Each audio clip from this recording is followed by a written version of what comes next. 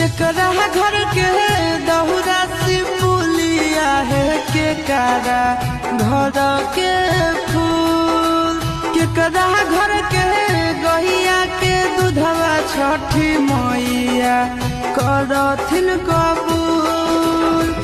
डोमिन घर के सिपुली दहुरिया हो मालिन घर के फूल आहो अहिरू घर के गहिया के दूधवा छठिया मैया करथिन कबूल।